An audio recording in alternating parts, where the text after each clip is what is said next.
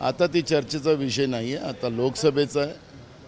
आमचं 3 दिवसाच्या पहिले आम्ही वर्षा गायकवाडचं तिकीट डिक्लेअर केल्यानंतर त्यांनी दुसऱ्या दिवशी त्यांच्या वंचितचं तिकीट त्या ठिकाणी जाहीर केलं. आखरी त्यांच्या मनात नेमकं काय आहे हे कळायला कारण नाही. आमचा टार्गेट BJPला सत्तेतून बाहेर काढणं, देशाचं संविधान आणि लोकशाही वाचवणं ही भूमिका काँग्रेस पक्षाची आहे. त्याच्यामुळे प्रकाश आंबेडकर आज काय बोलतात त्याच्याकडे आम्हाला काही लक्ष देण्याची गरज नाही. नागपूरमध्ये वंचितने काँग्रेसला एकीकडे म्हणतात की काँग्रेस आणि भाजपनं समझोता केलेला आहे एकत्रितपणे. त्यांना आता ठीक आहे, त्यांनी काय कोणाचं विश्लेषण करायचं, त्यांना काही सर्टिफिकेट कोणाला देण्याचा अधिकार त्यांना कोणी दिलेला नाही आहे.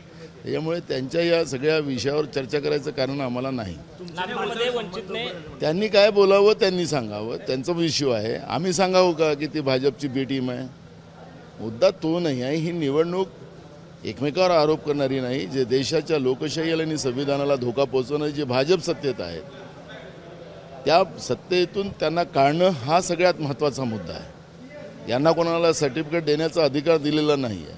त्यामुळे त्यांनी काय बोलावं तो त्यांचा अधिकार आहे. त्याच्यामध्ये आम्हाला त्यांच्यावरचं कुठले उत्तर देण्याचं कारण नाही. साथ दिलेली आहे की उद्धव ठाकरेंच्या पडत्या काळात मी त्यांना फोन करत होतो, वहिनींना फोन करत होतो आणि त्यांना आता अडचण आली तर मी पहिला धावून जाईल असं नरेंद्र मोदी म्हणाले.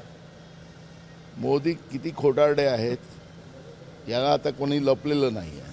ते केव्हा रडतील, केव्हा हसतील.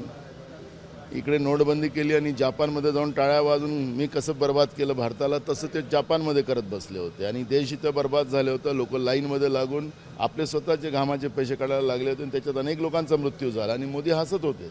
त्यामुळे मोदी केव्हा कोणती नक्कल करेल.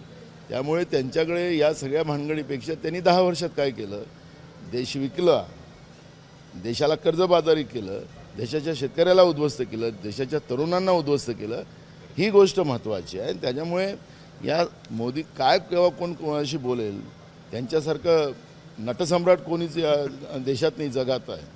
ते असं देखील म्हणाले की आमच्याकडे आताही 360च्या पुढे जागा आहेत, मात्र तरी आम्ही संविधान बदललेलं नाही आहे. त्यामुळे हा खोटा प्रचार जो आहे तो विरोधकांकडून होतोय. तुम्ही डायरेक्ट 2019मध्ये UPSCच्या परीक्षा न घेता 24 लोकांना तुम्ही जॉईंट सेक्रेटरी रँकवर बसवलात. हे कशाचं प्रतीक आहे? सुप्रीम कोर्टाचे सगळे जजेस हे मीडियाच्या समोर येऊन बोलतात की आम्हाला वाचवा. हे कशाचं प्रतीक आहे?